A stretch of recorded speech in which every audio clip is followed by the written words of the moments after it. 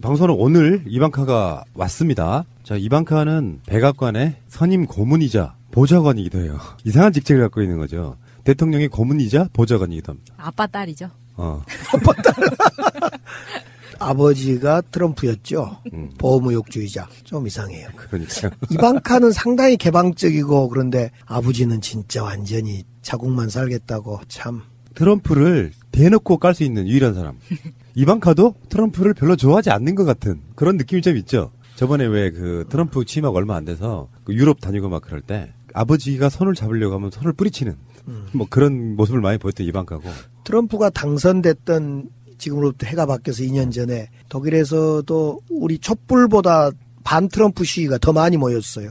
그러니까 트럼프가 되면 보호무역주의가 클 것이다. 그래서 미국만 살겠다 하면서 이 경제 보복이 시작될 거다. 이런 걸 유럽은 특히 잘 알고 있었던 것 같아요. 그래서 유럽인들은 반 트럼프로 완전히 발 아래로 두고 있는데 그럼에도 불구하고 미국의 경제 대국이라는 군사 대국이라는 그 점을 활용해서 큰 주인 행세를 하고 있으니까 참 슬픈 상황이죠. 예. 아니 근데 저한테 이방카는 트럼프나 이방카는 어페런티스라고 미국에서 했던 그 예능 프로가 있어요. 근데 그거에서 봤던 그 사람들이 지금 백악관에 가 있고 그렇지. 이런 대통령 노릇을 한다는 것 자체가 너무 시트콤 같은 거예요. 저한테는. 그렇죠. 그래. 그러니까 미국이란 나라가 참 어떤 민주주의의 상징처럼 보이는데 또 실제로 보면 맨날 총기 사건 나도 그거 하나를 그 정리를 못한 나라 참. 그러니까 좀 얘기가 세긴 합니다만 지금 미국 총기협회에서는 학교에 총이 없으니 범인들이 학교를 만만하게 보는 거다. 트럼프도 똑같은 얘기했어요. 예. 학교 선생님들이 총을 소지된다고 이야기하고 있는데. 무장을 해야 된다고. 근데 미국 국민 총기 문제가 나왔으니까 그런데 미국 국민들도 그런가 봐요. 원래 미국이란 나라는 이렇게 인디언이라는 본토를 이렇게 쳐들어가서 아메리칸 드림을 세웠던 거여서 그러다 보니까 미국은 자위권, 자기 스스로를 방어할 권리를 이걸 총으로 생각하고 있고 그런 점에서 총기 단속이 잘 안 된다라는 그런 언론적인 이야기와 더불어 이제 총기를 팔아먹는 총기협회 그들의 로비에 또 국회가 당하고 있다. 두 가지 측면으로 같이 그렇죠. 보기도 하더라고요. 맞습니다. 예. 근데 그런 상황에서도 왜 트럼프가 싫어도 대통령이니까 미국 국민들의 입장에서는 그래도 이방카의 역할을 굉장히 중요하게 보고 있는 거예요. 오히려 합리적인 사람 이런 느낌이 있나 보더라고요. 이방카가 그러니까 이제 뭘 남북 관계에서 뭘 김여정처럼 가져올 리는 없을 것 같고 오히려 저는 걱정된 것이 이방카를 통해서 지금 무역 보복을 하고 있잖아요. 통상 무역 압력을 하고 있는데 이것 관련해서 혹시 우리한테 뭘 압박하지 않을까? 안보를 빌미로 해서 자기들에게 유리한 통상을 얻고자 하는 거 아니냐. 한미 FTA나 또 철강 이렇게 압박하고 있는. 제 의심스러운 거 이제 장하성 실장하고 학교 동문이라 해서 장하성 실장도 같이 청와대 만찬에 앉은 것 같은데 장하성 실장이 경제 쪽 실장이다 보니까 그런 통상 이야기가 많이 가지 않을까. 그래서 걱정 반, 또 그래서 이방카를 잘 설득시키면 또 우리한테 좋은 점 반 이런 것 같아요. 어쨌건 지금 똑같은 시기에 폐막식을 참석하기 위해서 김영철과 이방카가 오는데 저쪽 수구 세력들의 뭐 요구도 그럴 것이고 김여정 부부장을 대하는 만큼 이방카를 대해주면서 뭔가 서로 간의 간접 메시지를 한국 입장에 전달할 수 있지 않겠느냐. 공식적으로 북미 간에 서로 이렇게 만날 수 있는 그런 어떤 일정이 잡힌 건 현재까지는 없다 그러니까요. 근데 이제 김여정이 특사로 내려올 때는 펜스 부통령하고 사전에 이렇게 주고받으면서 뭔가 북한과 미국의 대화 이런 쪽이 준비되어 있는 사람 또는 그걸 준비하고 온 김여정이었는데 지금 김영철 경우는 미국 쪽 그러니까 이방카하고 만남 이런 것보다도 남북 정상회담 관련 뭐 조율이 더 그 큰 것 아니었을까 이런 분석들을 내놓고 있거든요. 양쪽 아닐까요? 어차피 그게 다 양쪽 미국 관계에서도 중요하잖아요. 예. 어떻든 좀 잘 만났으면 좋겠고. 그런데 이제 김여정의 환대와 달리 지금 이방카를 국빈 대우를 해야 되냐 말아야 되냐. 이제 처음에는 너무 과잉 친절 아니냐, 과잉 접대 아니냐 하다가 최근에는 또 이제 들어오면서는 너무 좀 김여정보다 못하게 대우한 것 아니냐 이런 참 어디에 맞춰야 될지 모를 정도로. 근데 저 개인 생각은 김여정보다 훨씬 더 충분하게 환영하고 환대하면 좋겠어요. 자존심은 좀 네. 상하지만 네, 예. 현실적으로 실리외교 이번에 그 박수현 전 청와대 대변인 인터뷰를 잠깐 읽어봤는데 문 대통령에 대한 평가가 그런 거더라고요. 굉장히 실리적인 대통령이다. 그래서 예를 들어준 게 사드 그 이야기를 예를 들어서 인터뷰를 했더라고요. 그러니까 네. 무슨 말이냐면은 사드가 적정하냐 안 하냐의 논란에 휩싸이게 되면 진짜로 해야 될 중요한 일을 못해서 일단 지금 논란이 필요 없는 것은 다른 방식으로 어떻게든지 상대방도 존중해주면서 진짜 중요한 것에 매진하는 그런 스타일이다 이렇게 이야기를 하시더라고요. 아까도 그 좀 전에 천안함 문제도 바로 그런 거거든요. 아까 의원님도 그렇고 마음이 좀 불편하실 거예요. 솔직히 그 논란에 휩싸이게 되면 더 중요한 걸 못하니까 일단 그렇죠. 옛날 정부의 발표를 존중해 주면서 가자. 이게 실리적인 거잖아요. 그렇죠. 예. 본싸움에 들어가기도 전에 다른 싸움 때문에 본싸움을 못 해버리게 되는 그런 우를 범하지 않는 게 문재인 대통령의 스타일이다라고 하는 인터뷰를 보고 제가 고개를 끄덕였던 게 그렇구나. 새가 날아든다는 여러분들의 하트를 먹고 삽니다. 잊지 않으셨죠? 에피소드 제목을 누르고 플레이가 되면 오른쪽 위에 하트를 꼭 눌러주세요. 오늘도 감사합니다. 더 많은 분들이 들을 수 있도록 하트 꼭 눌러주세요. 문재인 대통령이 아마 노무현 정부, 참여정부 때 노무현 대통령의 빈틈, 좀 이렇게 엇나간 것을 잘 보고 기억해 뒀을 것 같아요. 그래서 명분도 중요하지만 때로는 실리, 실용이 중요하다 이런 생각을 가슴속에 두면서 그런 정책을 펴겠죠. 네. 그러니까 노무현 대통령은 거기서 이제 같이 싸웠던 그런 스타일이라서. 그렇죠. 네. 예. 근데 우군이 많이 없을 때는 굉장히 좀 어려운 스타일이죠, 그게. 네. 보통 언론이 정치하는 부분들이 있잖아요. 예를 들면은 이방카를 김여정보다 홀대했다 뭐 이런 식의 이제 프레임을 만들어 놓고 조중동이 막 몰아가면 그것을 이제 수구 야당들이 받아서 계속 증폭을 시키고 거기에 이제 미국 언론에서도 똑같은 방식으로 나고 하면서 뭔가 분위기를 이렇게 이간질시키는 그런 전략에 휘말리지 않으려면 잘 대해주는 것도 방법일 거다라고 생각하는 건데. 지금 이방카를 좀 홀대하면 이제 수구 언론이나 수구 세력들이 보수 수구 세력들이 한미 간에 이간질을 시키기 시작할 겁니다. 네. 한미동맹 이간질을 시키면 결국은 이건 국익에 해된 겁니다. 미국은 한미동맹이 좀 틈이 벌어진다는 느낌을 받으면 바로 이제 군사무기도 사라, 그렇죠. 통상 압박해라 막 이러니까 절대 그게 안 놀아나야 될 것 같은데요. 예. 그런데 재밌는 게 2014년에 김영철하고 이방카의 수행원인 후커하고 만난 적이 있답니다. 뭐 이건 뭐 중요한 건 아닌 것 같지만 그래서 그 후커하고 김영철과의 만남이 있었던 적이 있어서 뭐 언론들이 이제 설레발이죠 이제 아직 서로가 만날 기회랄까 예정이 없는데 만나면 뭔가 이걸 매해로 또 잘 풀어지지 않겠느냐 이게 말이 돼? 수행하는 사람이 무슨 그 대단한 의미를 갖고 있다고? 그래도 보면 이렇게 어떤 작은 끈이라도 인연을 가지고 서로 만나려고 할 거라고 봐요. 특히 이제 지난번 펜스하고 김여정이 어떻든 안 됐잖아요.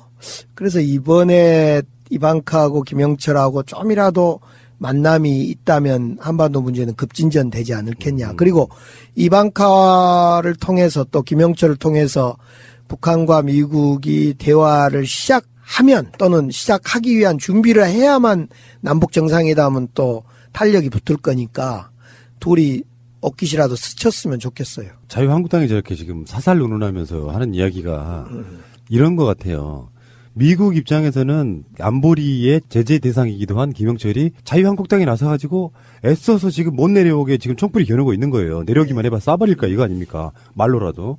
이 상태가 되면은 지금 유엔이나 안보리에서도 북핵 문제를 풀기 위한 만남은 언제든지 할 수 있어요. 근데 그 외에 다른 목적으로 그 제재 대상을 만나거나 그러면 만나는 나라나 인물도 제재를 받게 된다는 뭐 그게 제재거든요. 예. 그 북핵 문제를 풀려고 내려온다는 건 미국이나 유엔 안보리 쪽의 반응을 보면 아는 거예요.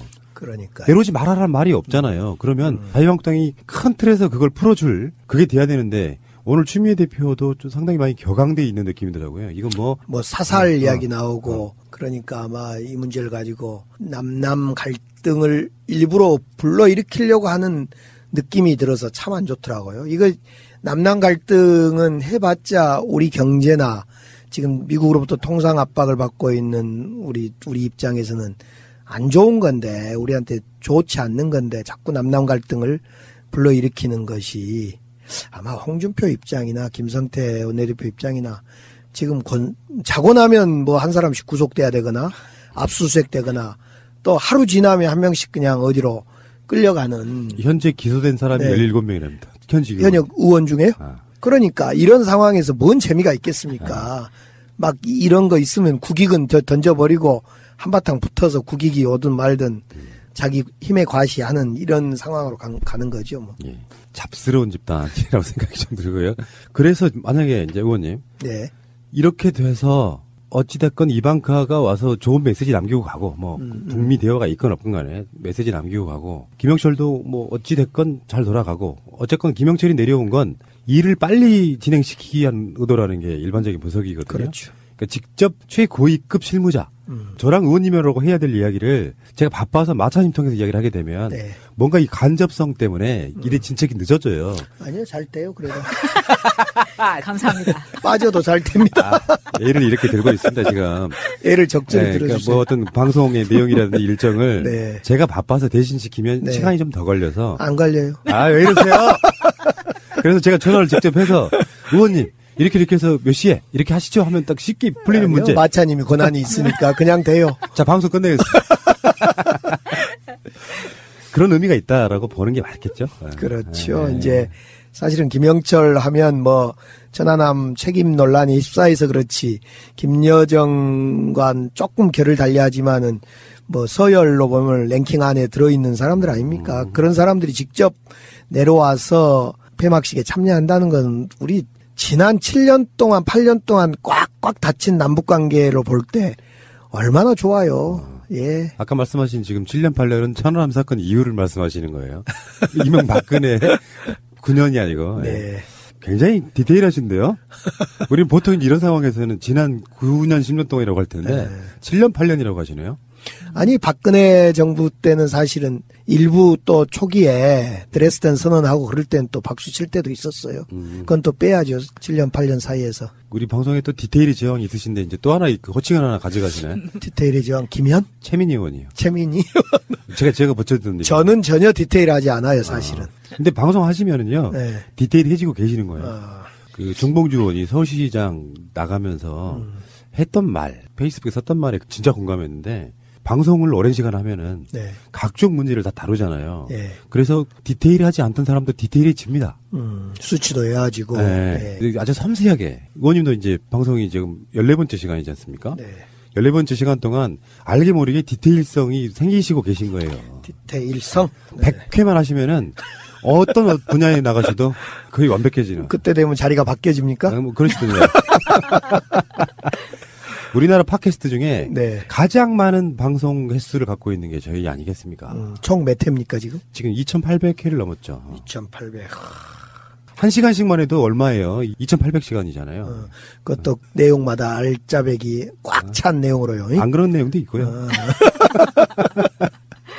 자, 어쨌건 논란은 있지만 사실 우리는 이런 논란들에 대해서 지난 9년, 10년 동안 항상 마음을 졸였던 부분이 있기 때문에 쟤네들 또 왜 저러지 하는데 분위기상 보면은 지금 문재인 대통령의 여론조사 지지율도 방송하는 오늘까지 이번 주 나온 결과를 보면 거의 70% 육박을 다시 하고 있거든요. 이 상황에서 저렇게 반발을 해봐야 뭐 2014년에 그런 적도 있다라든지 기본적으로 이쪽 분들이 생각하시는 천안함 사건은 북한이 했다는 증거 없음으로 생각하고 인식하는 사이에 너무 적반하장인 거거든요. 그런 문제가 남북 관계에 크게 걸림돌이 되지는 않을 것이다. 이렇게 일단 저는 결론을 한번 내려보고요. 그리고 올림픽 이후에 이제 또 MB 구속 부분도 남아있고 그러면서 남북 관계가 어떻게 풀려나가는지. 근데 요즘에 그 외신들이 하는 말이 문재인 대통령이 외교를 거의 신급으로 표현을 했더만요. 그러니까 헤드라인 하나를 제가 읽어드리자면 문재인 놓은 덫에 트럼프, 김정은 걸렸다. 이렇게 표현을 하고 있습니다.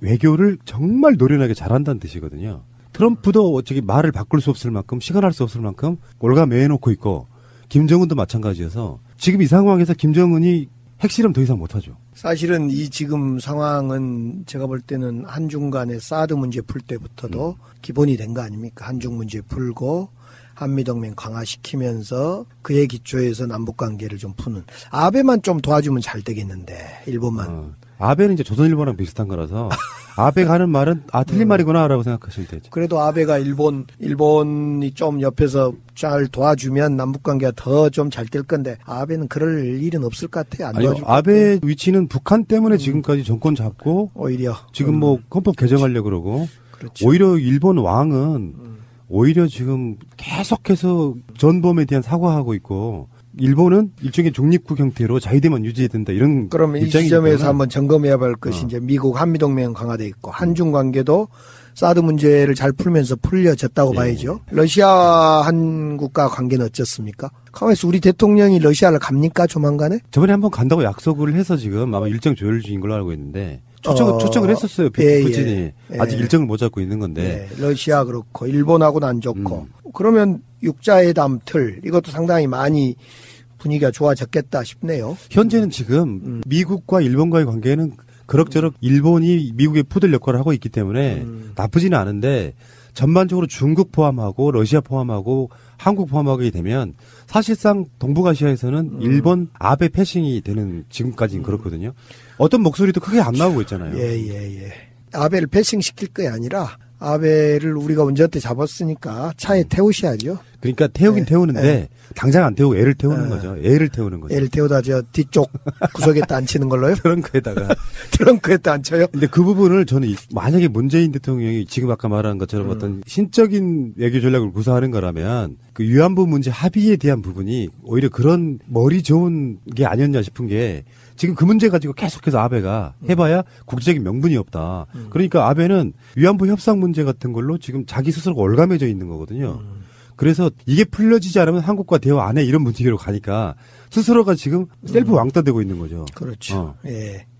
아무튼 육자가 잘 분위기를 또 만들어서 차곡차곡 쌓여져서 한반도 평화 문제가 해결돼야만 정말 이 다른 모든 문제가 술술 풀릴 것 같아요. 저 위쪽에서 오는 가스 문제도 풀리고 아무튼 여러 가지 문제가.